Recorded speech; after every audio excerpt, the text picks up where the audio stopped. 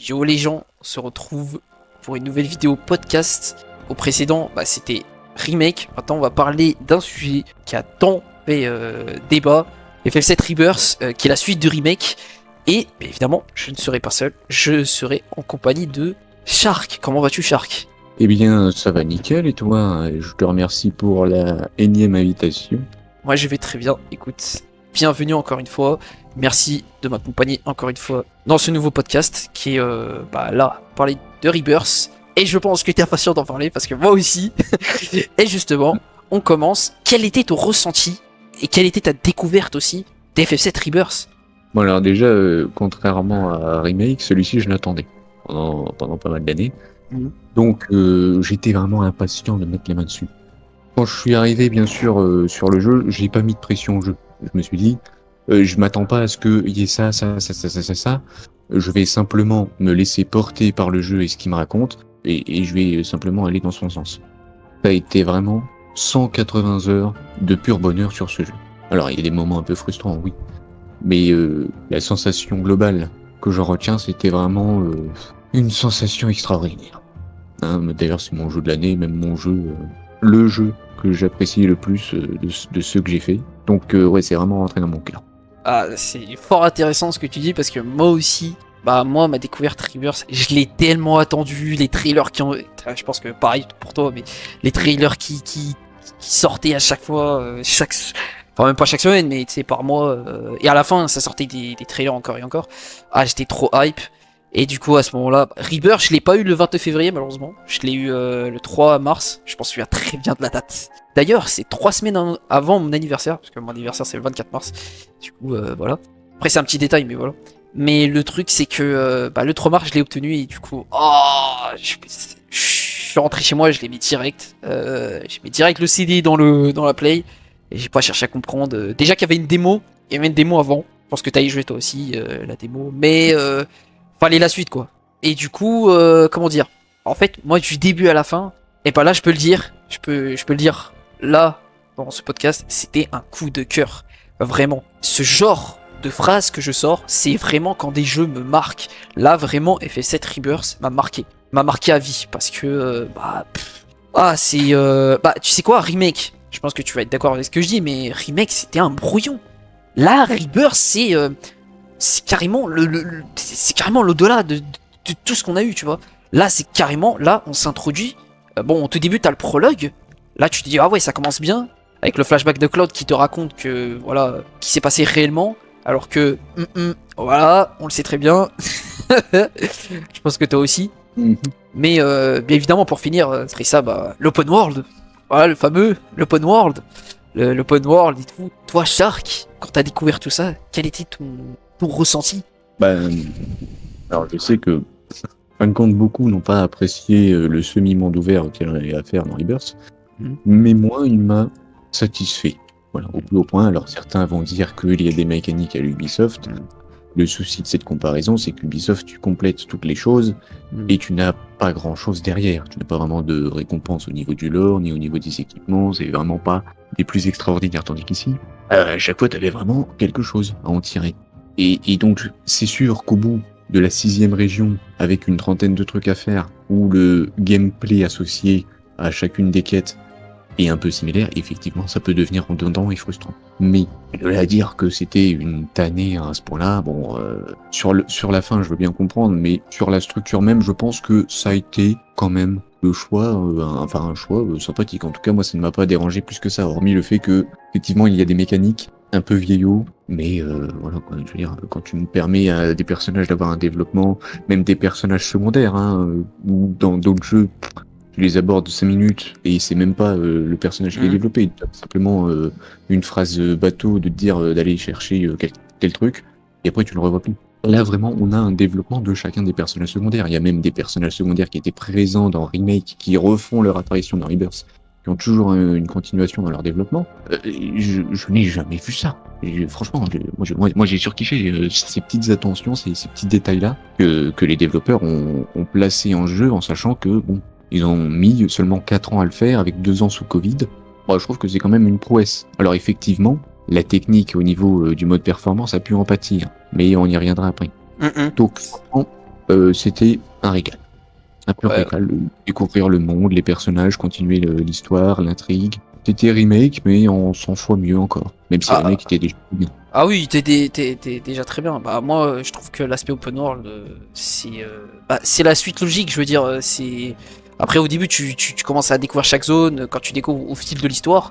Mais l'aspect open world, bon, je sais qu'il y en a, ils n'étaient pas partisans, mais que vous voulez? Est-ce que vous voulez un truc couloir? Non, ce n'est pas logique. Au pire, oui, si ça aurait été un truc FF16, c'est-à-dire semi-open world, ouais, ok. Mais il y en a qui me disaient carrément que c'est faux un aspect couloir. Bah non, c'est pas logique, sinon ça sert à quoi? Justement, le monde de FF7, quand tu sors de Midgar, c'est open world. Il n'y a pas de couloir. Ça n'a pas de logique. Mais passons. Mais le truc c'est que l'aspect open world, moi je l'ai trouvé très bien, mais pas non plus exceptionnel. Voilà, pour moi c'est pas le meilleur open world. Je peux en citer des open world qui sont meilleurs. Après bon, moi personnellement je commence à avoir un peu marre des open world. Mais c'est très sympa d'en avoir un. Sauf que le truc c'est que l'Unreal Engine 4, ça faut le citer aussi, l'Unreal Engine 4 n'arrivait pas du tout à contenir cet aspect open world parce qu'il est pas fait. Et justement, je suis un peu déçu le fait qu'ils sont pas passés sur l'Unreal Engine 5. J'espère que dans la P3 justement, ils vont passer dessus. Ce qui m'étonnerait, mais j'espère de tout cœur qu'ils vont passer sur Unreal Engine 5. Mais bon. Est-ce que ça va mettre plus de temps? Est-ce que ça va mettre moins de temps? Je sais pas. Telle est la question. On verra dans la partie 3. Mais voilà. Mais après, l'aspect open world, ouais. Après, justement, parler du problème technique dans Remake que je trouvais très bien. Là, je suis désolé, mais l'aspect technique de Rebirth, c'est à la ramasse, quoi. Pas non plus catastrophique. C'est correct, mais c'est pas. La physique du jeu, il est pas là. C'est pas ouf. T'as certaines fois les personnages. L'expression de visage c'est un peu flou, mais voilà. Est-ce que c'est dû au mode performance ou au mode qualité? Je sais pas. Est-ce que ça fait ça? Je sais pas. Est-ce que c'est la PS5 qui fait que il arrive pas? T'as aussi le côté les textures. Quand t'es dans le Tiny Branco au-dessus, t'as les textures qui apparaissent. T'as l'impression que en fait les textures c'est il a du mal. Vraiment il a du mal. Rebirth a vraiment du mal. Je pense que s'il était sur Unreal Engine 5, ça aurait été beaucoup mieux. Ça aurait réglé ce problème de texture. Et justement c'est pour ça que Unreal Engine 5 est fait pour le open world justement. Il est créé pour ça. Mais bon. Ça, c'est un choix que je respecte tout à fait de la part d'Hamaguchi d'ailleurs, qui a pris ces décisions-là, que je respecte totalement. Mais bon, est-ce que moi personnellement, ça m'a dérangé? Oui et non. Voilà, ça m'a pas non plus. Voilà, moi en tout cas, quand je dis que c'était un coup de cœur, c'est surtout pas dans l'aspect open world, c'est sur autre chose. Mais on en reparlera justement. Sinon, ouais, quand tu ouvres la porte, la fameuse porte, et que tu découvres enfin pas d'open world, mais tu découvres le monde qui t'attend, tu vois, l'inconnu. C'est pour ça le titre de Rebirth, c'est l'inconnu quoi. Et surtout le voyage que tu prends, c'est 10 fois mieux que Remake. C'est pour ça que je dis que Remake à côté c'est un brouillon quoi. C'est carrément un brouillon. Et sinon, là on va passer sur le côté les personnages, la cohésion de groupe, et aussi le développement et l'écriture. Qu'est-ce que t'en pensais, Shark, de ce côté-là, tout le long, l'introduction d'ailleurs de certains personnages, Vincent, Sid et ainsi de suite. Qu'est-ce que t'en en pensais? De toute évidence, la thématique de Rebirth, c'était de créer des liens entre les personnages. C'est ça. Et ça, c'est un élément qu'ils ont parfaitement réussi à faire, je trouve. Parce que tu as vraiment un nombre de dialogues entre les personnages, mais je sais pas combien de dialogues ils ont dû enregistrer, les types, mais c'est phénoménal. T'as des dialogues pour tout, en plus t'as des équivalents en fonction des choix que tu fais, tu as même des équivalents en fonction de la qualité, de la performance que t'as fait. Par exemple, si t'as fait pour la pièce de théâtre Loveless, tu as fait un rang S, le personnage va réagir d'une telle manière. Si tu as fait un rang en dessous, ça va réagir d'une autre manière. Et si tu as fait encore en dessous, ça va réagir d'une autre manière. Et tu vois, même ça, encore récemment, je savais pas. Et du coup, j'avais pas fait les différents dialogues dans mes vidéos. Et donc, tous ces éléments de dialogue par-ci, par-là, voilà, qu'ils ont entre eux, amènent tellement plus de vie à la fois à la cohésion du groupe et à chacun des personnages. Parce que là, on a encore un développement plus en profondeur dans la personnalité de chacun. Même dans le passé de certains persos comme Barrett ou même Red. Et après pour la découverte de 3 nouveaux personnages, Ketsit, Vincent et Sid.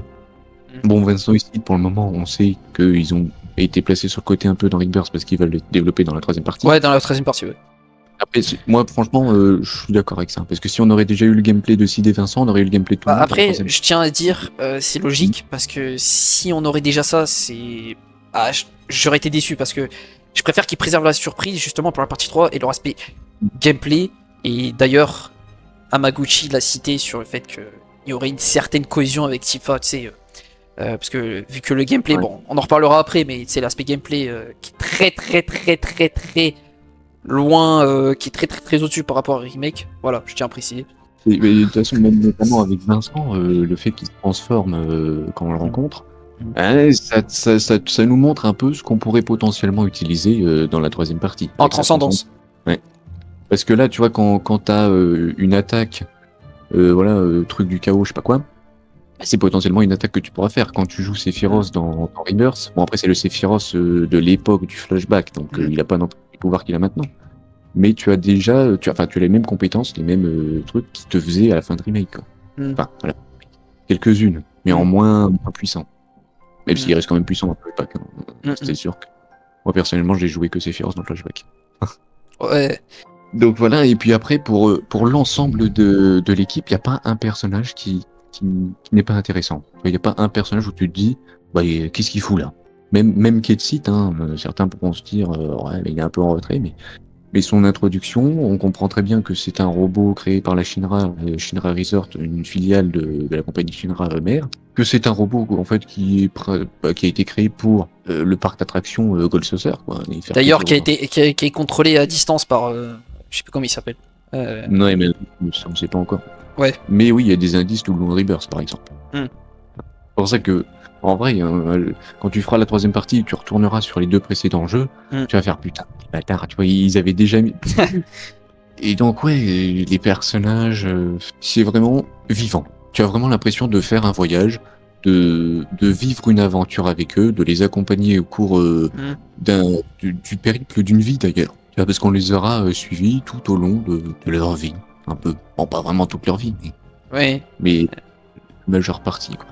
Après, moi, ce que je peux te citer aussi, ce que j'ai aimé le plus, c'est bah, tu l'as évoqué, mais t'es pas allé dans les détails, mais aussi sur le fait que bah, tu peux faire des choix. Tu sais, quand t'es avec Tifa ou Iris, le fameux triangle amoureux, encore une fois, que je cite encore.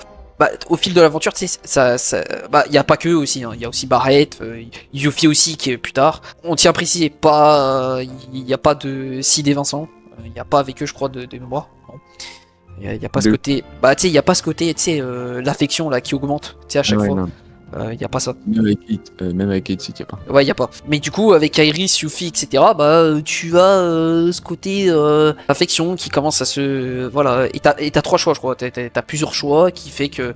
Voilà, tu peux dire à Yuffie, je sais pas, tu peux dire que oui, je t'apprécie et tout. Je dis une connerie comme ça, mais voilà, c'est un truc comme ça. Mais il y a aussi, moi j'ai fait beaucoup plus personnellement, je l'ai fait beaucoup plus. Bon, ça me connaît, hein, j'ai fait beaucoup plus avec Iris et Cloud. Surtout que la première, je l'ai fait avec Iris, après la deuxième en run quand j'ai fait le fameux platine. On en reparlera. Hein. Mais comment dire, je l'ai fait avec Tifa aussi, tous les autres, hein, d'ailleurs, tous les autres. Mais surtout avec Iris, et du coup, ça amène... Et moi, je trouve ça bien parce que, déjà, comme tu l'as dit, c'est vivant, et aussi, bah, l'interaction. Waouh, l'interaction, c'est encore mieux que Remake. Les dialogues sont mieux. C'est un truc de ouf. Et t'as aussi beaucoup de rajouts, parce que ça, on n'en parle pas, mais t'as aussi beaucoup de rajouts par rapport à l'original. Tu vois, c'est pour ça que moi je dis qu'à chaque fois, bon, il y en a qui seront pas d'accord, je pense, surtout les anciens fans, je pense, qui ont joué justement à l'original. Je trouve que FF7 trilogie, je parle bien de la P1, P2, pas la P3, on verra la P3. Je trouve que la P1, P2, mais fout droit l'original, mais de très loin. Tous les rajouts qui ont été mis au dialogue, aux cohésions de groupe et aussi l'aspect, enfin, on a parlé de l'aspect open world, mais on peut en parler, mais l'aspect côté, tu sais, les espères, les quêtes que tu fais, parce que on dit que oui, c'est un Ubisoft-like, je suis pas d'accord. Tu peux, oui, il y a un Ubisoft à côté, mais un côté non, parce que tu as des quêtes très intéressantes, scénarisées en plus. C'est ça que j'aime dans les jeux, c'est ce que je demande dans les open world, justement. Pas des quêtes où tu as des quêtes vraiment... des quêtes inintéressantes où tu dois y aller chercher tel truc, alors que c'est pas intéressant du tout. Ok, oui, ça ramène de l'interaction, ça t'est... Mais c'est pas intéressant, tu vois. Moi, je préfère que ça soit lié à l'histoire ou lié au personnage, justement, au personnage secondaire que, je sais pas, qui a introduit, tu vois. Mais du coup, pour y revenir sur le fait que, bah, la cohésion de groupe, bah, je l'ai trouvé incroyable, même quand t'as l'introduction, surtout de Vincent, qu'est-ce qu'il est bon. L'introduction de Sid. Alors, d'ailleurs, je vais en parler, mais Sid, par rapport à l'original, je le trouve encore mieux. Je sais pas toi personnellement, mais moi je le trouve encore mieux. Oui, le côté cigare, il a pas ce côté cigare, il a pas ce côté aigri, etc. Ça c'était dans l'original. L'original, bon, moi je l'ai fait. L'original, oui, il a ce côté cigare, il a ce côté très aigri. C'est l'aspect de Sid. Mais ce choix d'avoir fait Sid beaucoup plus, je dirais, aimable, beaucoup plus, hein? Chaleureux, je dirais. Oui, de quoi? Chaleureux? Ouais, Chaleureux, ouais. ouais, beaucoup plus chaleureux, c'est ça. Bah moi je trouve ça bien, je trouve ça bien. Mais t'as aussi ce côté aigri quand il a une interaction, d'ailleurs avec Barrett ou les interactions avec les autres. Bah, et tu vois qu'il a un petit lien avec la Shinra d'ailleurs. Qui est évoqué juste avant qu'il parte, tu sais, au temple des anciens. Bah c'est, moi j'ai trouvé ça bien. Et Vincent, qu'est-ce qu'on a à dire sur Vincent, sérieux, le flow qu'il a, le chara-design, il y a tout qui va bien. Enfin je veux dire, c'est Vincent quoi. C'est voilà. Mais il y a aussi Ketty, j'ai pas aimé son passage dans le manoir. Et évidemment, je suis très déçu du manoir par rapport à Crisis Core. Parce que quand je vois Crisis Core à côté, je me dis, oh, purée, pourquoi ils ont fait tout ça pour ça, quoi. Après, oui, je peux comprendre. D'un côté, je reconnais que le fait, c'est la volonté des développeurs, je pense, d'avoir plus mis en avant Ketty et son gameplay. Son gameplay, je n'ai rien contre son gameplay. Hein. C'est juste que ça a duré beaucoup trop longtemps et c'était chiant. Bah, c'est surtout le passage avec les caisses, quoi. C'est-à-dire que Ouais, voilà, c'est ça. c'était pas vraiment intéressant, surtout que à ce moment-là, tu enchaînais les boss principalement, et il n'y avait pas nécessairement d'histoire à ce moment-là. Ouais. C'était vraiment un enchaînement de boss et de brisage de caisses et d'ouvrir des leviers. Ouais, Donc, ouais. effectivement, c'était pas non plus la C'est meilleure ça. décision. Mais d'un côté, on peut reconnaître que c'est pour plus le mettre en avant et aussi mettre en avant son gameplay surtout. Tu vois. Ouais. Après, ils auraient pu effectivement amener ça d'une autre façon. Mais oui, d'une autre façon. franchement, pour moi, c'est le seul gros point noir du jeu dans l'histoire principale, c'est ce moment-là. Le reste. Ouais, dans l'histoire. Ouais, si on parle de l'histoire, ouais. Mm. Je pense que c'est le seul point noir. Après, peut-être d'autres personnes peuvent trouver d'autres. D'ailleurs, citez-le en commentaire hein, si vous avez trouvé ce passage bien, pas bien, voilà. Mais du coup, bah, ouais, moi personnellement, j'ai pas aimé du tout. Le côté manoir. Après, le reste, j'ai bien aimé. Bah, toi, justement, on parle du manoir, on parle des zones. Quelle est ta préférée? Je veux dire, est-ce que c'est Nibelheim, Kongaga? Qu'est-ce que t'as aimé? Quelle zone qui t'a fait vraiment te dire waouh? Ah ouais. Bah, j'avais vraiment bien aimé la zone de Junon. Ouais, Avec pareil. En extérieur. Mm. L'autre côté, l'autre partie plus loin, à l'opposé de Junon. Et également le petit village de sous Junon, plus Junon. Et vraiment tellement de choses à faire là-dedans. Puis en fait, ce que j'adore aussi dans chacune des régions, c'est que les PNJ n'ont certes pas une routine où ils se lèvent le matin, ils vont chercher leur pain et tout ça, mais ils ont tout le temps des dialogues intéressants. C'est-à-dire que tu démarres le jeu, t'es à calme, et t'as des PNJ qui vont te parler des événements de fin de remake, par exemple, où il y en a certains, ils vont te dire ouais, aux infos, apparemment, on a entendu dire que le président Shinra était mort et tout. Moi, je pense que c'est faux, machin, parce que c'est le Wutai qui essaie de faire de la propagande anti-Shinra, tout ça. Et donc, ça rend encore plus l'univers vivant et l'atmosphère de chacune des régions et de chacune des villes a une atmosphère propre. C'est-à-dire que quand t'étais à Sous-Junon, moi, j'ai passé mon temps à écouter ce que racontaient les PNJ. Et il y a des PNJ, franchement, ils disent des choses mais extrêmement intéressantes. Notamment l'histoire avec le fait que à l'époque, la capitale de Sous-Junon et de Junon tout court, je crois, c'était c'était un amas de bateaux qui étaient reliés les uns aux autres avec en son centre une capitale. Tu vois, c'était une ville flottante avec les bateaux. Et ça, c'est un lore que tu n'as pas nécessairement dans l'histoire principale. Et probablement quelque chose qu'on pourra explorer dans la troisième partie, puisque le PNJ il dit normalement il y a plein de trésors à découvrir là-dessous. Donc ouais, potentiellement, ouais. Ouais, potentiellement la partie 3. Il y a aussi certaines zones de la partie 3 qui ont été citées, c'est le. Comment il s'appelle ça a été évoqué en plus. Le cratère nord? Non, pas le cratère nord, tu sais, c'est. Tu sais, c'est à côté de Junon, le Fort Condor, voilà, c'est le Fort Condor. Oui. Qui est beaucoup évoqué, d'ailleurs dans les jeux, les mini-jeux là, les Fort Condor. C'est sûr qu'il sera dans la partie 3, ça c'est ça c'est sûr et certain. Dans une quête annexe, le Condor du Fort Condor.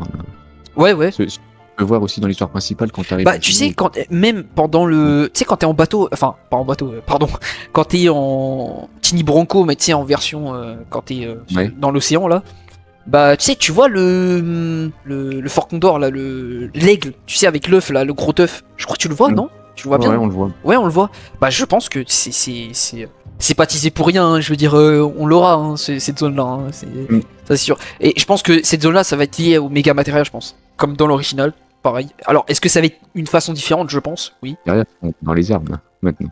De quoi? Les méga matérias maintenant elles sont. Ouais, mais après, tu sais, t'as les autres méga matérias qui sont dans l'original, tu sais, les grosses méga matérias qui sont transportés par la chinois, tu vois, ces méga matérias là. Après, les autres méga matérias qui sont, bah justement, oui, dans les armes. Est-ce que ça va être par rapport aux armes? Moi, je pense qu'il y aura les méga matérias aux armes, c'est qui sont introduits là dans à Corel et à Gongaga aussi plus tard. Et après, t'as l'aspect, les trois matérias que tu dois récupérer dans l'original. Alors, comme je t'ai dit, est-ce que ça sera différent ou est-ce qu'ils vont retirer ça justement parce que ils ont introduit exprès les deux gros la matéria. Et d'ailleurs, est-ce qu'ils sont que deux ou est-ce qu'ils sont que trois? Parce que ça, je sais pas. Est-ce qu'il y en a d'autres? Tu vois, je me pose cette question. Mais du coup, moi, la zone que j'ai aimé, c'est moi, il y en a plein. Hein. C'est un truc de ouf. Il y en a pas un que j'ai pas aimé. Mais mon préféré, ça reste. Ah, c'est très dur. Hein. Parce que c'est. En fait, les zones sont tellement bien faites. Si la calme, c'était bien. Junon, c'était une claque. Gongaga, j'ai bien aimé. Corel, j'ai bien aimé aussi. Cosmo Canyon, je pense que c'est Cosmo Canyon. Mon préféré, c'est Cosmo Canyon. Voilà. L'aspect derrière, tout ce qu'il y a, le lore derrière, on l'évoquera après. Hein. D'ailleurs, Leggy, voilà, je le cite, une nouvelle intrigue qui a été introduite dans le Rebirth. On l'évoquera, enfin, on en reparlera après. Dans un sujet très très précis. Mais sinon, ouais, c'était mon préféré, Cosmo Canyon. Après, voilà. Et du coup, dans l'aspect open world, il y avait les mini-jeux. Quand t'arrives au Gold Saucer, tu as certains jeux qui sont géniaux. Hein. Il y a des jeux qui sont géniaux. Bon, il y en a qui sont pas aimés, il y en a qui sont aimés. Chacun. Surtout les batailles avec les autres mobs, les ennemis que tu dois affronter. Ah, moi j'ai bien aimé ça, tu vois. Surtout que t'avais un côté farm aussi. Pour les matérias, tu devais farmer pour monter un peu les matérias et tout. Toi, qu'est-ce que t'en pensais des mini-jeux dans le Gold Saucer, hein, je parle là. Après, on en parlera des autres mini-jeux qui sont en dehors, justement. Voilà, parce que c'est le sujet qui a pas mal fait jaser. Au niveau du Gold Saucer, j'ai bien apprécié la plupart des mini-jeux, à part le combat 3D qui était un peu. Ah oui, le combat 3D. Ah ouais, c'était chaud. Ouais. Bah en fait, c'est les premiers combats, ça va. Mais en fait, après, quand t'as l'autre là le fêtard ultime, là, le gars de la Shinra qui débarque. Ah oui, oui, oui. Ouais. Du coup, et si j'ai pas les réflexes, j'ai pas le temps. Hein. Ouais. Bah, t'avais une technique, tu sais, tu mets pause. Ouais, et après. Ouais, je l'ai. Ouais. Ah, j'ai utilisé cette technique, sinon j'y serais jamais arrivé. Ah ouais, non, mais jamais. Ils ont trop abusé. Et Après, il y a aussi Yuffie et Sephiroth. Ah oui, Yuffie, Sephiroth, ouais. Mais après, tu vois, encore une fois, c'est la difficulté la plus haute. C'est-à-dire que les premiers, tu vois, c'est facile, tu arrives facilement. Après, il y a la difficulté qui augmente. Alors oui, effectivement, c'est peut-être un peu trop parfois, mais ça a le mérite d'être là, quoi. Pour ceux qui veulent de la difficulté, énormément de difficulté, bon, c'est sûr que... Bah, moi, je prends, tu vois, moi, je prends. Mais je sais qu'il y en a, ils ont pas du tout, tenu, ce que je peux comprendre. Après, chacun son truc. Après, t'avais d'autres mini-jeux, hein. T'avais le côté moto aussi, les vaisseaux spatials aussi. C'était très très cool, très sympa. T'avais aussi les batailles aussi, tu sais, quand t'es avec le groupe, la Tifa, tu sais, tu devais choisir, c'est comme le côté avec Chadley, là, comme il s'appelle, encore une fois. Ah, j'ai complètement oublié. Il y a les combats brutaux, il y a les combats... Ouais, les combats brutaux, là, comment on appelle ça? Mais tu sais, t'as un nom spécifique. Bon, c'est juste les combats du simulateur. Hein. Voilà, les simulateurs de combat. Bah, les simulateurs de combat, c'est pareil. Que t'as dans Call Saucer, bah, ils sont exactement pareils. Sauf que bon, là, c'est pas avec Chadley, c'est avec d'autres. T'as aussi la course de Chocobo. Bon, ça, tu le fais quand t'es.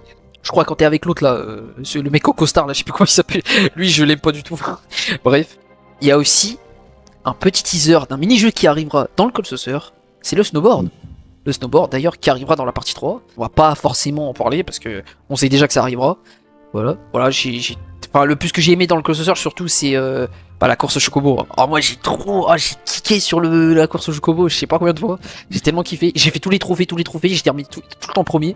Et toi, c'était quoi ton préféré toi? Course de Chocobo, le vaisseau spatial, le combat 3D? Non, je dirais aussi la course de Chocobo. Ah ok, la course de Chocobo. Et bien évidemment, on va parler des mini-jeux qui sont en dehors de l'open world. Aïe aïe aïe, ça... Eh, Shark, ça a fait parler, hein. Ça a fait parler, hein. On sourit tous les deux, hein. Ça a fait parler. Bon, moi je vais être clair et net sur ce sujet-là.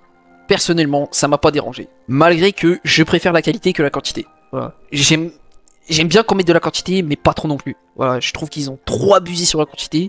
Ceux qui disent qu'ils devaient mettre tout ça dans le Ghost Saucer, non.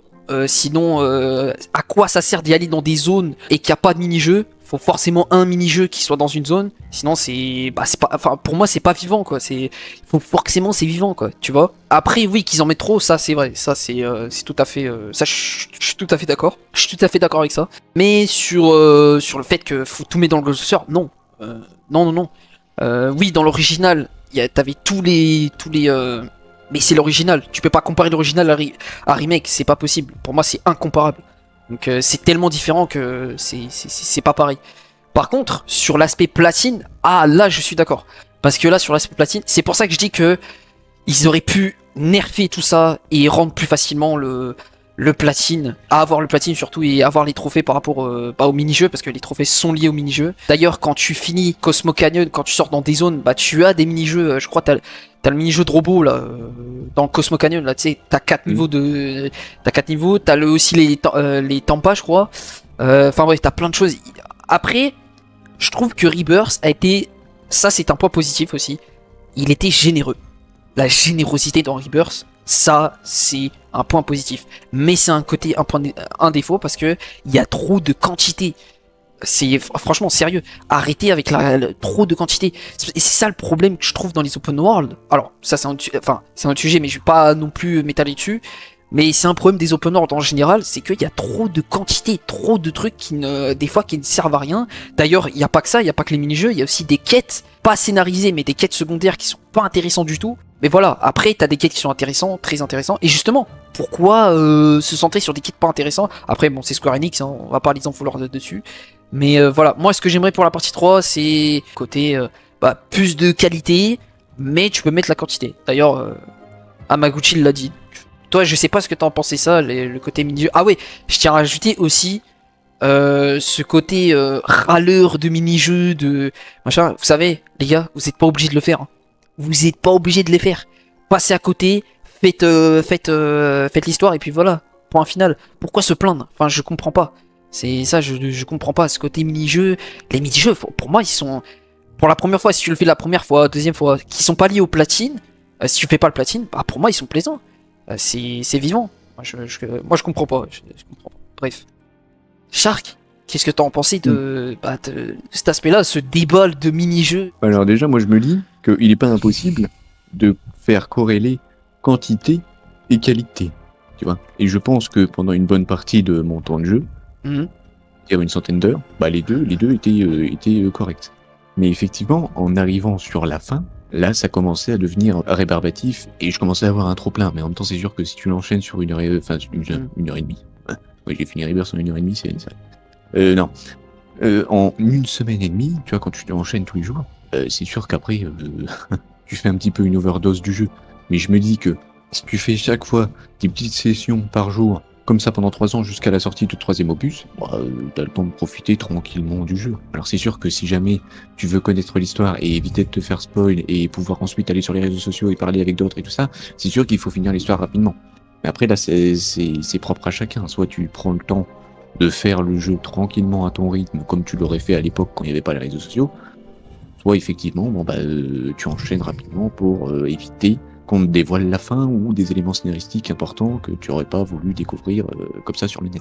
Mais concernant les mini-jeux, la plupart m'ont pas dérangé. Pourquoi? Parce que à la base, si t'as pas envie de faire la quête du platine, t'as juste à faire le mini-jeu dans sa version la plus simple et c'est tout. Tu peux accomplir la quête, machin, y a pas de souci, c'est réglé.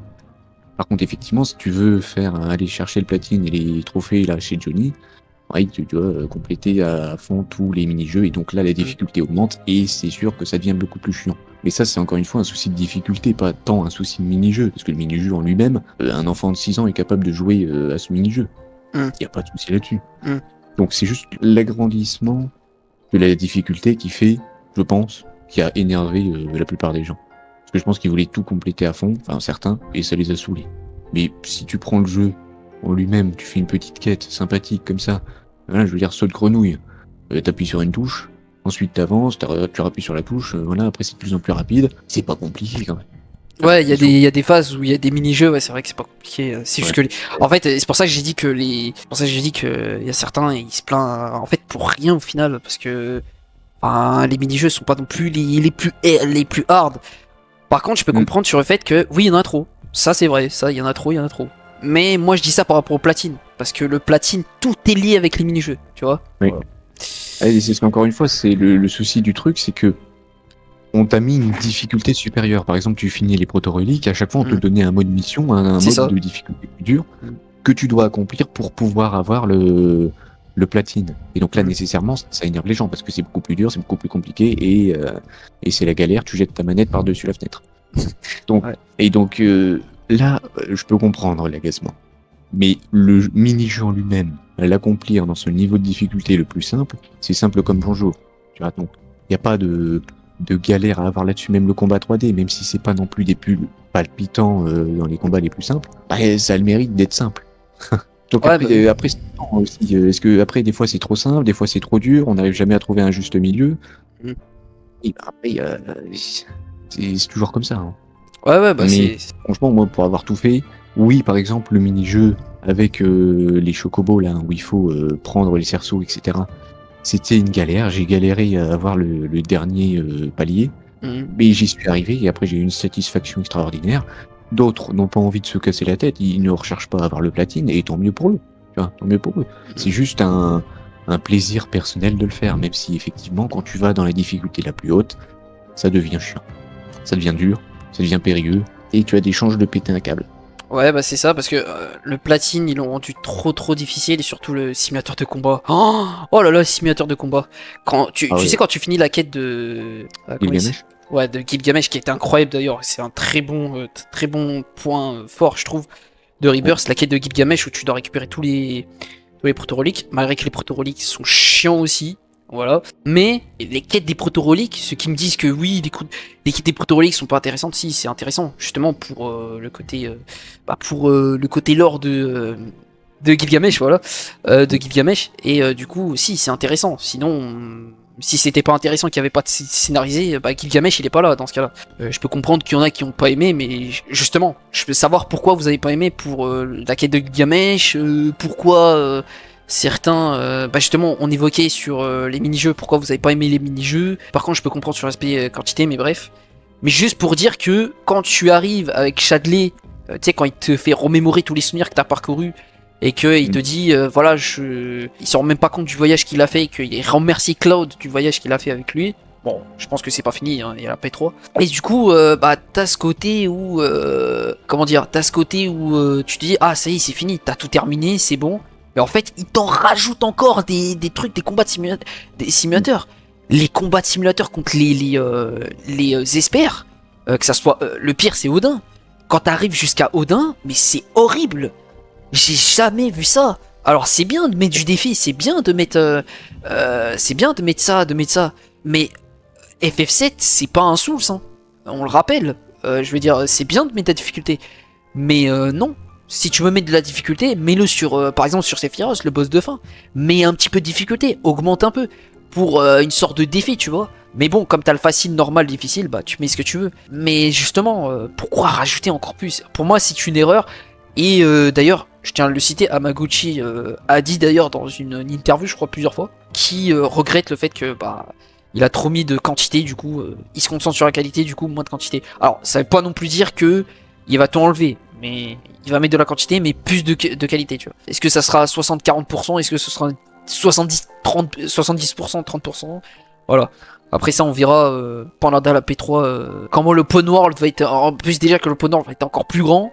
Au fur et à mesure de l'histoire, le côté Wutai, le côté Fort Condor, le village glaçon, le village fusée, je crois. Plein de zones comme ça qui vont être débloquables, le cratère nord aussi, une certaine zone de Midgar qu'on n'a pas débloqué encore, qu'on va débloquer plus tard dans la partie 3. Voilà quoi, tu vois. Donc il y a aussi la zone où tu sauves Cloud, je sais plus comment il s'appelle, c'est une île je crois, t'as aussi une zone comme ça. J'allais dire pour revenir rapidement sur les simulateurs de combat, en soi le fait qu'ils aient mis des combats aussi difficiles n'est pas dérangeant n'aurait pas été dérangeant si c'était vraiment annexe. Tu n'avais pas besoin de les faire pour pouvoir accomplir le platine ou autre, tu vois, parce que comme ça aurait été vraiment les gens qui voulaient simplement avoir énormément de difficultés qui s'y confrontent, et qui et les autres qui auraient simplement voulu pouvoir platiner le jeu, puissent l'avoir plus facilement, tu vois, mais pas retirer nécessairement la chose pour au moins permettre à certaines personnes d'avoir vraiment énormément de défis, parce que quand on voit certains sur YouTube, les mecs ils te prennent un seul personnage, ils te prennent quasiment pas de matériel et tout, et ils arrivent à te le faire comme ça, en un claquement de doigts, et tu te demandes comment ils font. Ah ouais, non, pas... mais c'est ça. Mais c'est juste que tout le monde n'a pas le même niveau, quoi. Ouais, tout le monde n'a pas le même niveau. Je peux comprendre que ça, je peux comprendre ce côté où les gens se sont plaints du coup du haut platine. Voilà, parce que le platine, ouh là là, je pense que c'est le platine le plus dur que j'ai fait, hein, je pense. Hein. Et d'ailleurs dans la... Hein? Moi c'était Red Dead. Ouais, Red Dead, ouais, ça c'est une autre chose, ça c'est autre chose.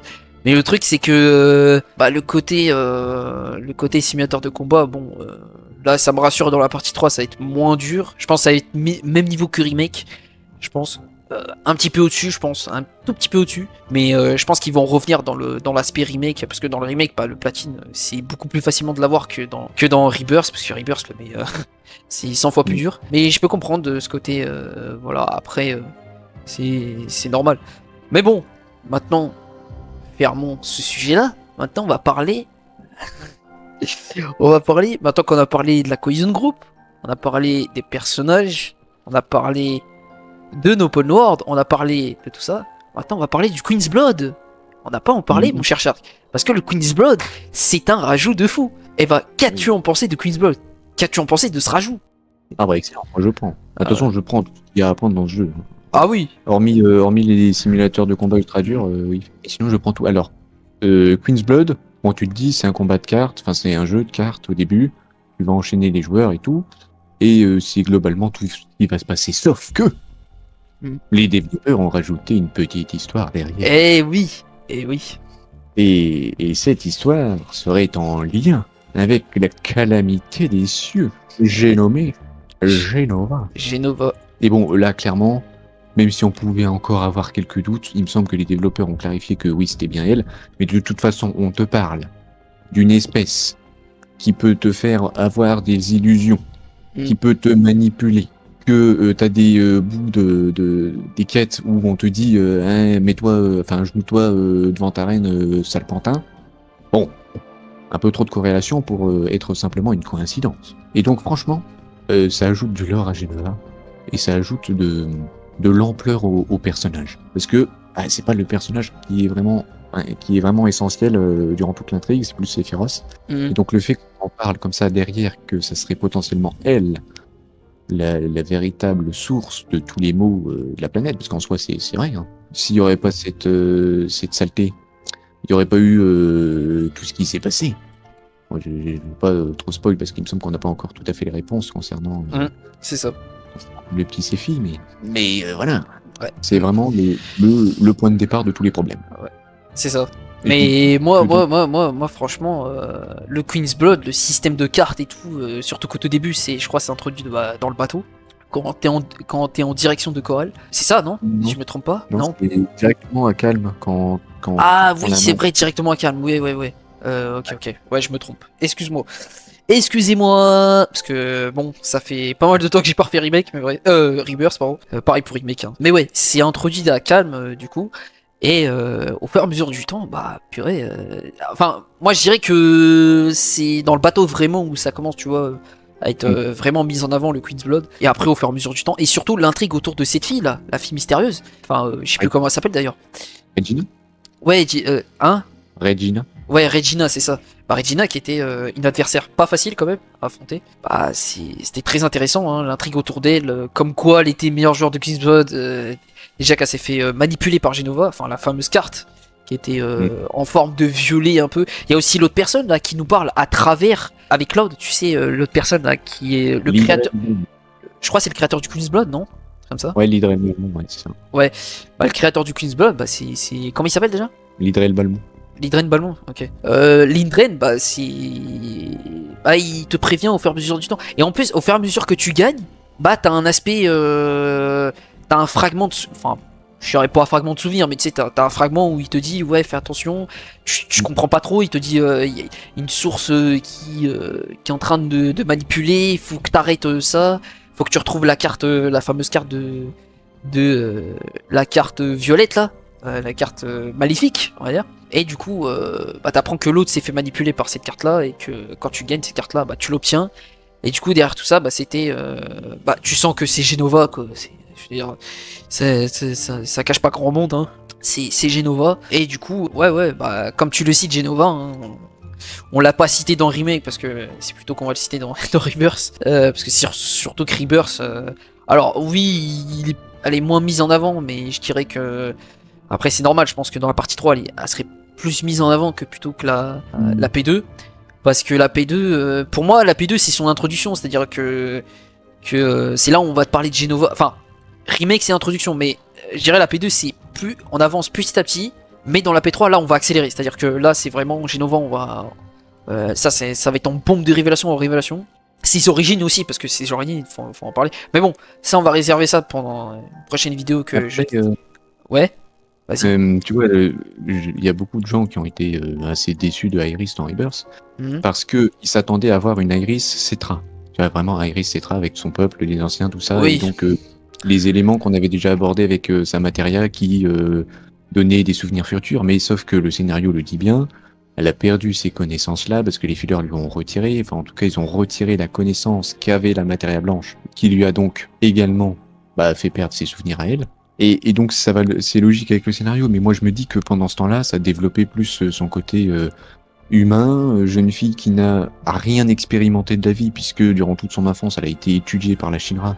Voilà, coincée dans un bloc là, à être observée sur toutes les coutures, pendant que d'autres enfants, tu vois, s'amusaient. Et justement, elle en parle d'ailleurs dans Rebirth, tu vois, du fait que, par exemple, elle envie Tifa et Cloud d'avoir eu une enfance comme ça entre eux et d'avoir des mêmes références, des mêmes souvenirs communs que elle n'a pas pu avoir durant toute son enfance.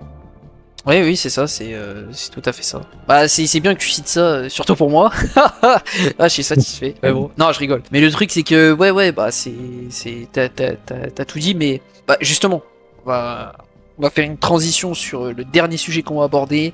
Et bien évidemment, qui a fait encore une fois, de toute façon, il y a plein de débats hein, dans FF7, c'est les intrigues laissées par la fin et aussi les intrigues qui ont été mises en place. Et justement, parce que je n'ai pas cité les Guis qui ont été introduits au Cosmo Canyon, qui étaient très intéressants, surtout avec Red 13 par rapport à son père, et surtout le gros rajout, et ça c'est le point fort de Rebirth encore une fois, c'est les rajouts, alors que dans l'original c'était juste une introduction comme ça des Guis et basta, au revoir. Alors que là, dans le projet remake, bah là c'est complètement différent. Là, tu apprends plus sur les Guis. C'est une race qui est maudite, qui est une race qui est enfermée, qui a une guerre, je crois, avec les parents de Red 13 justement, et que sa mère, malheureusement, ses parents, enfin sa mère surtout qui est morte, en protégeant justement Cosmo Canyon, et enfermée, qui a demandé à enfermer les Guis. Je crois que c'est le père non, je crois que c'est la mère qui. Enfin, de toute façon, les deux, ils ont dit que faut qu'ils enferment les Guis pour une éternité, parce que c'est une race maudite, une race qui n'est pas tendre avec les Cetra, on va pas se mentir, voilà. Et d'ailleurs, l'interaction qu'il a avec l'autre là, comment il s'appelle, le chef des Guis, je crois. Ginatak. Ouais, Ginatak, qui a une interaction avec Iris, qui reconnaît direct que Iris est une Cetra. Cetra, d'ailleurs, que il dit que tu n'as pas la connaissance, tu ne sais pas ce que c'est les Cetra. Et ça, c'était fort intéressant cette interaction parce que bah ça remet la place à Iris, parce que Iris, bah après la pauvre, elle ne connaît pas. Je veux dire, Ginatak ne connaît pas. Enfin, je veux dire, Iris ne connaît pas, surtout sur les Cetra et elle a rien étudié quoi, tu vois. Si elle avait étudié etc, oui elle serait, mais c'est plus sa mère, tu vois, qu'elle sait des trucs que même Iris ne sait pas, mais peu importe. Mais le truc c'est que l'introduction des Guis, j'ai trop aimé. Je sais pas toi, mais les Guis, laisse tomber. Surtout qu'ils veulent récupérer, surtout qu'ils demandent à récupérer la matéria noire. Et à un moment donné, le groupe dit discrètement, non, on va pas leur donner, tu vois. Bien évidemment, on va pas leur donner. Et d'ailleurs, il y a une quête avec Red 13 et Barrett, d'ailleurs, qui est très intéressante. La quête scénarisée où tu vois deux Guis qui ont été libérés et qui disent Red 13 qui dit que je vous promets de vous rendre votre liberté en échange de, je sais plus quel échange, mais je crois que c'est par rapport à la matéria noire, je pense. Et du coup, voilà. Qu'est-ce que t'en as pensé de tout ça par rapport aux Guis? Évidemment, j'ai énormément apprécié, et en fait surtout que les Guis sont en lien avec la matéria noire, vu qu'ils sont les initiateurs, enfin les créateurs de cette matéria noire. Enfin en tout cas, pas de l'apparition de la matière en elle-même, mais en tout cas de son pouvoir de destruction. Parce qu'ils ont insufflé leur désir de mourir, et donc forcément leur désir de mourir, bah, c'est quoi? C'est d'invoquer un énorme météore sur la gueule de tout le monde pour annihiler... Oui, mais ça on le sait. Hein. Ouais. Et en fait, ce qui est d'autant plus étrange, c'est que tu vois, le lien avec le Queen's Blood. Tu as la reine de Grenat qui est dit comme étant Genova. La reine de Grenat est de quelle couleur? De couleur rouge et noir. Quelle est la couleur de la matéria noire? Rouge et noir. Ensuite, les rouge et noir, c'est quoi? C'est référence aux Guy, qui sont une entité venue d'une autre planète, hein, c'est des extraterrestres, qui se sont échoués sur notre planète. Et donc tu te dis, et le lien avec Genova alors? Il y a peut-être un lien, parce que je veux dire, c'est les mêmes couleurs, c'est les mêmes machins, ils sont tous les deux issus d'une autre planète. Est-ce que Genova a détruit leur planète, enfin la planète des Guy, ou est-ce qu'ils faisaient partie de la même planète? J'avoue que je sais pas trop, mais étant donné que Genova c'est juste une entité de destruction qui souhaite bouffer tout ce qui bouge, bah, il est possible que ce soit elle qui soit oui. à l'origine de l'extinction du monde des Guy. Ouais, de tout ça, mais... Ouais, non, mais ça c'est fort intéressant ce que tu dis.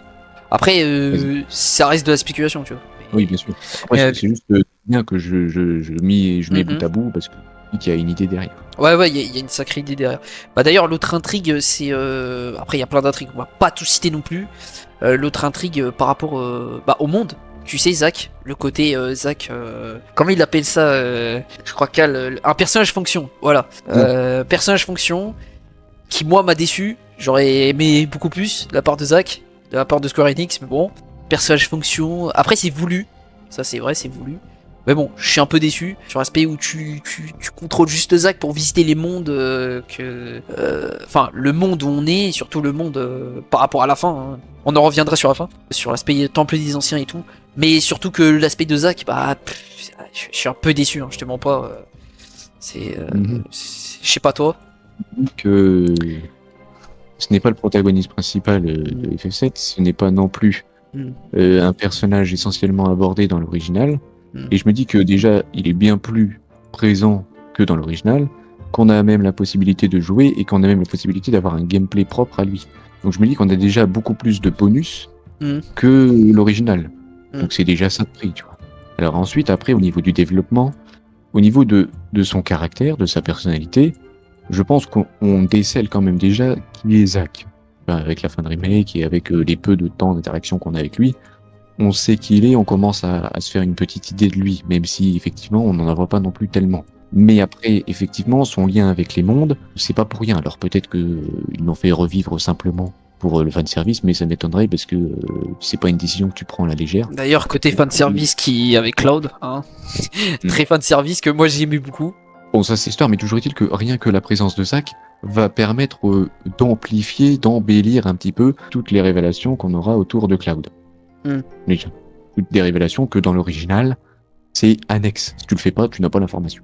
Et donc je me dis, ça peut être un plus de la trilogie. Et si en plus de ça, il te rajoute une nouvelle dimension en soi avec cette histoire de monde, et que il est présent dedans, bah il y a moyen de faire quelque chose. Et pour moi, simplement parce qu'il est potentiellement devenu une arme que la planète va utiliser au même titre que les armes, enfin les armes à grand A, que les Cetra, que ce genre de trucs.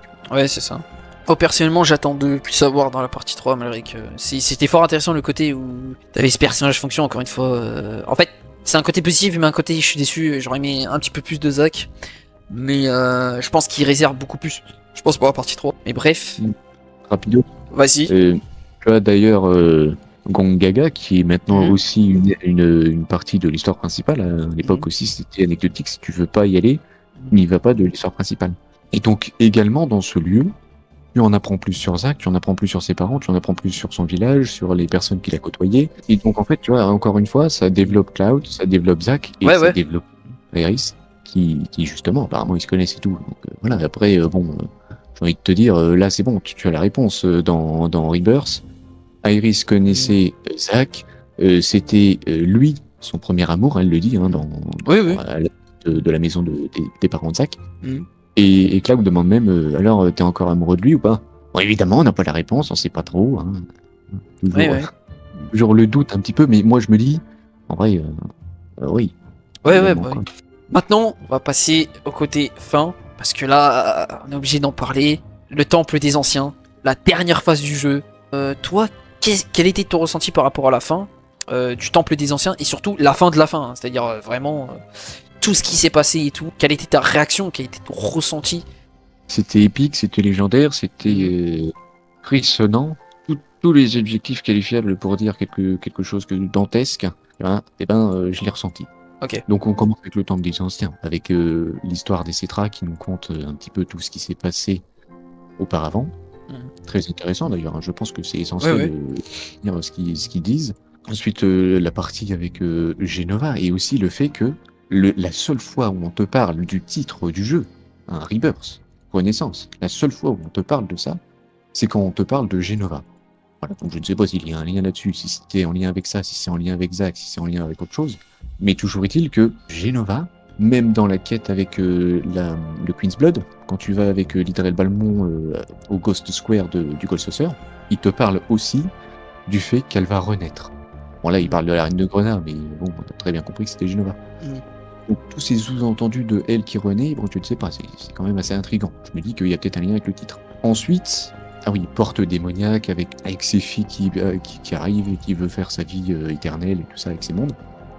Et après, Cloud, qui pète un câble. Cloud, on l'a perdu. Enfin, il commençait déjà à perdre peu à peu pied depuis qu'il était entré dans le temple. Et là, vraiment, le fait de voir ce côté de Cloud manipulé totalement par Sephiroth, ça m'a fait plaisir. C'est horrible de dire ça, mais ça me fait plaisir. Ça me fait plaisir d'un point de vue scénaristique. De quoi? Le fait que Cloud il soit dans un état second, on va dire. Ah oui, non mais ça, clairement. Ouais, manipulé par Sephiroth et qui commence à péter un câble et qu'il se met à rigoler. La seule fois où on l'entend rigoler vraiment pour la première fois, c'est là. Forcément, c'est au pire des moments. Et donc c'est d'autant plus triste. Mais ça ajoute aussi du cachet au personnage, quoi. Parce que, comme Cloud est plutôt réservé, a du mal avec les relations sociales, etc., et ben il est toujours plutôt sur un ton monocorde. Et donc quand il pète un câble et tout, tu vois, il recommence à être un peu plus virulent. Et tu te dis, mais c'est bizarre, Cloud, il est bizarre. Même dans son flashback, au tout début du jeu, quand tu as fait justement un remake avant, tu te dis, oh, Cloud, il est pas du tout comme ça maintenant. Et donc c'est un élément scénaristique qui est très satisfaisant. Après c'est toujours le côté avec Sephiroth du fait que ce soit un pantin. Alors pourquoi il veut à tout prix que ce soit un pantin? J'imagine que c'est pour lui apporter la matière noire et permettre à ce dernier d'exécuter son plan. Et ensuite, Cloud qui a failli buter Aeris de son côté. Après on arrive dans un monde, bon on sait pas trop, un monde de rêve, un monde d'autre chose, je ne sais pas. Mais toujours est-il que ça n'a pas l'air d'être vraiment très physique, ça n'a pas l'air d'être dans le monde de la surface, on va dire, puisque Cloud était transporté par Barrett à ce moment-là, donc c'est étrange. C'est juste son esprit qui a vagabondé ailleurs. Et ensuite, Cité perdue. Bon déjà là, rien que quand t'arrives dans la Cité perdue, que Vincent fait son petit monologue là, et que t'as la musique de fond de Adventure. Ah oui, non mais la musique de fond, oh là là. Ah, un régal. Ah oui. Et après, tu as Sephiroth qui débarque, et étrangement, Sephiroth fait la même chose qu'à la fin de remake. C'est-à-dire qu'il y a la même réplique avec... oui, il aspire tout et après t'as le côté... Et après là il fait son plan de fusion, je crois, j'ai l'impression. En tout cas un début de ce qu'il veut faire. Ensuite Iris, à ce moment-là, je sais que certains ont été déçus de la tournure. Ce moment fatidique, ouais, la tournure que ça a pris. Mais tu vois, moi j'arrive pas à comprendre les gens qui disent « Ah moi je n'ai rien ressenti, rien du tout. » C'est pas possible. Parce qu'avant même de savoir si elle vit ou qu'elle meurt ou qu'elle vit ou qu'elle meurt. C'est-à-dire quand Cloud s'avance peu à peu, commence à brandir son épée sur elle, qu'il y a les fileurs qui tournent autour de lui, qui se met à crier, et qu'ensuite, tu vois, il y a les tambours qui s'arrêtent d'un coup. Un blanc, tu vois, hop, t'entends le vent, le bruit du vent, et tu vois Sephiroth déferler du haut. Ah non, mais si tu n'as pas de frisson à ce moment-là, si tu n'es pas en transe à ce moment-là, je ne comprends pas. Parce que moi, je suis dans un état... j'étais à fond dedans. Ouais. Et donc, vas-y, dis-nous, toi de ton côté, c'était quoi? Ouais, bah écoute, moi c'était... moi, par rapport à... C'est tout ce que t'as évoqué. Après, moi, la Cité des Anciens, moi j'ai bien aimé la zone. J'ai bien aimé... surtout la... Moi, c'était surtout la DA. La DA de la zone. Waouh! Je me suis pris une claque. Bon, encore une fois, les problèmes de texture, on va pas reciter encore. Mais sinon, comment ils ont fait, et surtout que je peux comparer... Ouais? Ah non, je disais juste, faudra jouer sur PC. Ça sera plus beau. Oui, c'est. Ouais, ça c'est vrai. Mais bon, peu importe, hein, on s'en fout un peu. Moi, je m'en fous. Hein, Ouais, perso, moi pareil. Après, bon, je suis PC depuis 2019, bon, c'est sûr que je vais, voilà, je vais le jouer. Mais je vais voir ce qu'il donne sur PC. Mais bref. Mais du coup, pour l'aspect, bah, la DA, j'ai bien aimé. Surtout, bah, plus les interactions avec les persos, les dernières interactions, et surtout que t'as, enfin, pas forcément cité, mais tu sais, quand ils sont dans le fameux, où ils revoient leurs souvenirs, tu sais. Oh bah ça m'a transcendé, mais oh, le plus qui m'a transcendé, c'est bon, bien évidemment, il y a celle de Barrett, il y a celle de Tifa, il y a tout ça. Moi, c'était Iris. Je suis désolé, quand Iris elle est toute gamine, elle essaye de retrouver un médecin pour sauver sa mère. Oh purée, je pouvais pas retenir. Alors j'ai pas pleuré à ce moment-là, je sais pas pourquoi. Alors vraiment, je suis tellement sensible quand je vois ce genre de scène, pardon. Bah je suis obligé, mais bon. J'ai quand même eu même les émotions, tu vois, et surtout quand sa mère, elle meurt et qu'après elle prend la matière blanche et tout, et qu'après, bah voilà, c'est, ah non, ça m'a transcendé. Le fait que Cloud pète les plombs, il commence à péter les plombs, oh ça j'ai adoré, mais j'ai adoré. Tu sais qu'à un moment donné, il allait tuer Elena. Oh, je me suis dit, le type il est en train de, déjà qu'il a failli tuer le côté Kongaka là, tu sais, quand il a failli tuer Tifa. Ouh là là, purée. Ouh là là, quand il se fait manipuler par Sephiroth, mais mon dieu, déjà que là il se fait manipuler encore une fois après tous les événements, quand tu sais quand il rigole, quand il prend la matière noire, il rigole, il a un aspect rigolant. Oh non, mais je me suis dit, mais c'est quoi ça? C'est quoi? Mais c'est un truc de fou. Ah moi, j'ai pété les plombs quand il était, moi mes réactions c'était dans tous les états, c'était un truc de fou. Et qu'après tu contrôles Iris pour essayer de t'échapper, et après à un moment donné, t'as Barrett, il jette la matière noire, et après Sephiroth reprend, et là voilà, là c'est vraiment la descente aux enfers quoi pour Cloud qui t'essaye de le moi j'étais là avec la manette, je me suis dit non, te fais pas manipuler, reviens à toi. Et après ça y est, il pousse Tifa, il va vers Iris, et Iris lui dit oh t'es revenu, etc. Et après il tombe du coup parce que Sephiroth coupe l'arbre, il tombe. Et après bon t'as tout l'aspect, bon ça bon, je vais pas évoquer ce sujet là parce que ça va être beaucoup trop long et voilà. Mais l'aspect où, tu sais, Iris qui se retrouve dans l'église et qu'il avoue pas ses sentiments, mais bref, ça c'est un autre sujet, mais ça se voyait que Iris. Alors, pour certains disent que c'est côté serait, enfin, c'est un côté, même pendant le rendez-vous, a dit, certains, je cite par exemple Gaming. Je pense que tu le connais, qui avait cité comme quoi bah c'était un côté, c'est son point de vue, hein, qui avait un côté, c'est comme sa sœur, Cloud sœur, voilà, c'est comme sa sœur et tout. Moi je pense pas, je pense que c'est plus le côté ça se voit qu'Iris parce qu'en fait Iris le problème c'est que quand elle voit Zack, enfin quand elle voit Cloud c'est Zack, parce qu'elle le cite pendant le rendez-vous d'ailleurs, voilà, et c'est pour ça que quand ils sont dans l'église tu vois, bah elle a un peu la même réaction mais elle veut pas avouer ses sentiments, elle sait pas est-ce que elle aime Cloud côté amour ou est-ce qu'elle aime amicalement tu vois, mais je sais pas, il y a une ambiguïté qui fait que bah les deux sont bref. Ça c'est un côté, voilà. Et surtout quand elle fait ses adieux, quand elle lui dit tiens la matière blanche, et après t'as derrière Sephiroth, oh mais avec la musique quand elle le pousse, oh, mon dieu, et t'as l'aspect, après t'as tout l'aspect, cet aspect où t'as Sephiroth qui parle avec Cloud, l'entremonde, les souvenirs, même t'as le flashback où t'as Cloud qui répète la phrase réunion.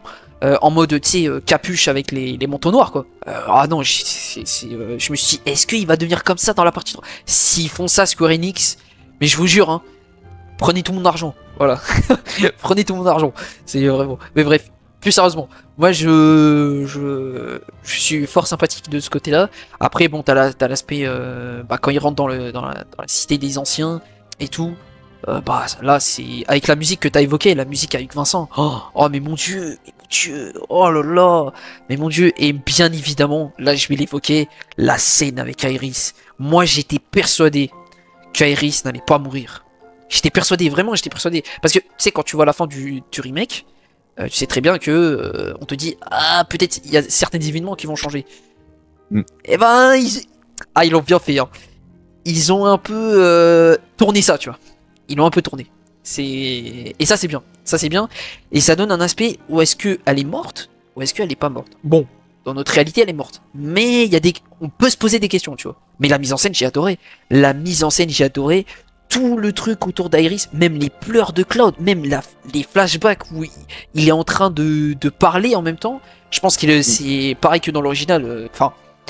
C'est assez différent, mais c'est pareil dans l'original. On sait pas ce qu'il dit, mais je crois les phrases qu'il lâche. Bon, dans la Pétra, on verra ce qu'il va dire, mais je pense que les anciens, ils savent ce qu'il dit Cloud à ce moment-là. Et aussi, Sephiroth qui... Et c'est ça, en fait, que j'ai aimé dans le scénario, c'est le côté trahison. C'est-à-dire que dans le sens où, quand t'es avec Cloud, tu sais, le côté arc-en-ciel, et toi, tu crois que t'as sauvé Iris, en fait, non. Tu t'es fait complètement trahir. Et ça, mais qu'est-ce que j'adore dans des scénarios comme ça, de te faire trahir. Il y en a certains, ils sont pas comme ça, mais je trouve ça dommage parce que ce côté trahison fait que t'es satisfait. Parce que toute l'attente que t'avais autour, par rapport à la fin de remake et tout ça, tu vois, à ce moment-là, tu te dis, oh là là là là, ah non, ce côté trahison, c'est un truc de dingue. Franchement, c'est un truc de dingue. Et qu'après, tu reviens dans la réalité qu'elle est morte, qu'elle s'est fait poignarder par Sephiroth, et la Matera tombe, et la musique, et après, la musique s'arrête, et c'est pas pareil. Enfin bref, tu te dis, c'est une différente timeline, il est dans un autre monde, et après il regarde les autres, t'as l'arc-en-ciel, enfin bref, t'as plein de choses qui s'est passé, et après t'as le combat et tout, t'as le combat final. Et bien évidemment, là où le moment où j'ai vraiment dit que c'était vraiment un coup de cœur, c'est les adieux, tu sais, d'Iris, quand...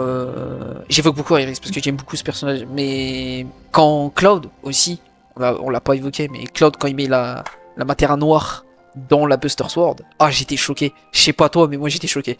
Vraiment, moi j'étais choqué. Même les aspects de détail, tu te dis, Iris elle est pas morte ou... Tu sais, les aspects de détail où tu vois l'avion il s'envole, et la robe, tu sais, normalement, logiquement, physiquement, elle est obligée de bouger, mais elle bouge pas. Est-ce que c'est non physique ou peut-être... Bref, je sais pas, c'est certains détails comme ça. Tu vois Tifa pleurer, tu vois aussi Tifa, elle était vraiment dégoûtée, mais tu vois que Cloud, il est vraiment parti en couille en fait. Quand il dit oui dans le cratère nord, tu te dis, c'est bizarre, hein, tu te dis ouais, cratère nord, déjà que Barrett lui lègue en tant que chef. Donc ça, pour moi, c'est une grave erreur de faire ça, parce que moi je sais ce qui va se passer, mais on verra, est-ce que ça sera différent, on sait pas. Donc on verra dans la partie 3 ce qu'ils vont faire. Mais là où, au moment où j'ai pleuré, c'est quand la discussion avec Cloud et Iris qui évoque le météore. Ça, je trouve ça bizarre. Le fait qu'ils disent je vais arrêter le météore et tout. Là, Cloud, il est complètement dans le déni. Il se dit ok, voilà, je te promets d'arrêter Sephiroth. Et après, t'as le Team Bronco qui s'envole, et là, t'as la musique du thème, la musique d'Iris. D'ailleurs, on n'a pas évoqué la thème musicale Plan Moses de Keep. C'est le meilleur thème musical de tout FF7, je pense. Enfin, moi personnellement. En fait, cette musique-là, ça annonce aussi la mort d'Iris, je pense. Parce que quand tu vois les phrases qui se défilent, parce qu'il y a un sens derrière la musique aussi. Mais aussi le côté, quand elle dit au revoir Cloud, quoi. Au revoir Cloud. Et à ce moment-là, ça y est, j'ai coulé des larmes. Là, j'ai vraiment pleuré. Là. C'est vraiment... Ils ont vraiment très bien fait le truc. Et après ça, voilà. En tout cas, la fin, pour moi, la fin de Rebirth. Ok, c'est une fin fermée, ok, voilà. Mais on peut se poser des questions, on peut faire des théories, on peut faire tout ça. Ça n'empêche pas de faire des théories, etc. Mais en tout cas, à la fin, moi, ça m'a mis une claque. Vraiment, ça m'a mis une claque. C'est pour ça qu'à ce moment-là, je me suis dit coup de cœur. Et ça m'a marqué à vie, tu vois. Ça m'a marqué à vie. Et voilà. Rebirth, pour moi, il est je dirais top 5, top 10 facilement. Dans le côté jeu, préférence jeu, tu vois. Je sais pas ce que t'en pensais, toi, le côté que j'avais cité avant, le côté la Buster Sword, quand Cloud met met la matérielle dans la Buster Sword, et le mec je veux dire, à ce moment-là, il se dit comment j'ai eu ça, tu vois. Le mec c'est... Parce que tu vois, par exemple, ce moment-là, pour moi, s'il dit pourquoi elle est là, c'est parce que il l'avait donné à Sephiroth juste après que le temple des anciens se soit fait défoncer, là, après qu'il ait récupéré les matériels et que Sephiroth ait récupéré les matériels à clé et tout ça. Pour moi, c'est parce que quand il va la rechercher auprès d'Iris et qu'il donne à Sephiroth, justement, il lui donne. Et donc là, il fait attends, je l'ai donné à Sephiroth, qu'est-ce qu'elle fout ici? Ouais. Parce que il est évident, je trouve, que la mise en scène, après le temple des anciens, quand Sephiroth brandit la matérielle noire, la matérielle à clé, et qu'il ouvre un portail où des fileurs déferlent comme ça vers le bas, pour moi, il est en train de rematérialiser, ou en tout cas d'amener la matérielle noire dans notre monde. Pourquoi? Parce que quand tu regardes l'intérieur de la Materia qu'il a après cette organisation et la Materia avant, si tu compares les deux images, bah les Materia sont pas les mêmes. Et il y a aussi le fait que quand les fillers débarquent, ils se mettent tous à tournoyer autour de Sephiroth, comme s'ils formaient un rond. Ouais. Et il y a des petits miasmes rouges et tout ça qui qui rappellent la Materia noire. En plus, il y a Cloud qui te répond après qu'Aeris a fait des fillers. Il te répond non, c'est la Materia noire. Et puis t'as Rufus aussi qui réagit à ce qui est en train de se passer. Il fait mais attends, mais c'est quoi ce truc? Et après Ojo il te dit que ça commence enfin. Et qu'est-ce qui commence enfin? Bon, je sais pas trop, mais en tout cas pour moi ça sous-entend bien que la Materia noire est vraiment là, présent, ici à ce moment-là. Parce que certains se demandent si elle n'était pas encore prisonnier des mondes entre deux et tout ça. Pour moi elle est là, par rapport à ce qui est mis en scène. Bah pour moi la Materia noire était entre les deux mondes, hein. Parce que la Materia la Materia qui récupère dans le temple des anciens, pour moi c'est la clé. Sephiroth il le dit. Il dit que c'était ouais. C'est ça, c'est juste que quand après il prend la Materia clé et que tu fais, qui soulève dans les airs et qui te fait l'heure est venue, il ouvre un portail où il y a des fillers qui déferlent du haut. Et pour moi, la suite de ça, de cette ouverture de portail, c'est parce qu'en fait il est en train d'amener la Materia noire, ou en tout cas de recréer la Materia noire. Et par rapport à la mise en scène, le fait que les fillers tournent autour de lui, qu'il y a des miasmes rouges, du noir et tout ça qui font référence à la couleur de la Materia et ce qui s'y passe en son sein, et la réaction de Cloud et la réaction de Rufus et celle de Ojo, pour moi il y a quelque chose à faire, parce que dans ce cas-là c'est quoi cette mise en scène si il y a tous ces fillers qui tournent autour de Sephiroth et tout, qui vont ensuite engendrer le genre d'arbre là, c'est quoi si c'est pas ça? À quoi sert cette mise en scène? C'est bizarre sinon, si c'est pour rien quelque part. Donc je me dis que c'est potentiellement en lien avec la rematérialisation ou l'avènement de la Materia noire dans le monde physique. Ouais, c'est tout à fait possible. Et après, pour en revenir rapidos au moment de la mort d'Aeris, pour les personnes qui préféreraient l'original, j'aurais envie de vous dire ceci. Dans l'original, Cloud est parfaitement conscient du fait qu'Aeris vient de mourir. Hein, il fait son monologue, bien sûr, machin, là. Après, Sephiroth, il fait tu chiales, sérieux? Et après, il fait pas bien sûr, enfin, c'était mon ami, machin et tout. Et après tous ces événements, Sephiroth, dans Cloud, semble quand même reprendre un peu conscience de lui-même, un peu reprendre du poil de la bête. Un petit peu, hein, légèrement. Mais donc il recommence à savoir un peu qui il est, machin et tout ça. Et arrivé au cratère nord, il donne la Materia noire à Sephiroth. Et là tu te dis, attends, le souci c'est qu'il est parfaitement conscient qu'Aeris est morte. Et elle est morte en partie à cause, totalement à cause de Sephiroth. Et après cet abruti, il va quand même donner la Materia noire à Sephiroth. Et en fait, ce qui me pose problème, c'est que la mort d'Aeris a eu moins d'impact psychologiquement sur Cloud que l'influence de Sephiroth. Et je trouve ça problématique scénaristiquement parlant, parce que ça voudrait dire que sa mort ne sert à rien pour Cloud. Ça ne l'impacte pas. Tandis que là, maintenant, le fait qu'il est toujours à l'esprit embrouillé, qu'il est dans l'incapacité de constater que Aeris est vraiment morte, et ben il va se créer en partie, bon, ça dépend si c'est vraiment un autre monde qui s'est créé et tout ça, mais il va se créer une autre Aeris mentale, tu vois, comme ce qui s'était passé par le passé, où son cerveau a aussi fait un schmilblick, le machin de réorganisation des souvenirs. Ben là, il va faire un peu la même chose, tu vois, parce qu'il peut pas accepter la réalité des choses, que cette personne qu'il aimait est morte. Et donc, je trouve que le fait qu'ensuite il donnera la Materia noire à Sephiroth, donne quand même de l'impact, parce que la mort d'Aeris l'a encore conduit plus profond dans un état psychologique désastreux, instable. Donc je trouve que ici, ça a beaucoup plus d'impact que ce qu'il y a dans l'original, par rapport aux événements qui suivent. Ouais, c'est fort intéressant. Hein. Je pense que tu me l'as dit en off quand on avait parlé. Ouais. Après ça, je pense que tu seras... Encore une fois, ce genre de sujet, on l'évoquera... Enfin, tu le réévoqueras d'ailleurs dans la prochaine vidéo, parce que on en reparlera de ça, parce que j'ai moi aussi des choses à dire. C'est pour ça que je me préserve un peu par rapport à Rebirth. Moi, là, ce que je dis là, c'est plus le côté... les côtés subjectifs et ressentis aussi, et les spéculations, les questions qu'on peut se poser. Moi, le truc qui me dérange aujourd'hui, c'est dire qu'on peut pas théoriser et dire qu'on peut pas se poser des questions. Si, ok, tu as une fin fermée, mais tu peux forcément te poser des questions. Alors dans ce cas-là, l'Eki, ça sert à quoi? Le côté la Materia noire avec Cloud, il y a quoi encore hein? Les armes, Glenn.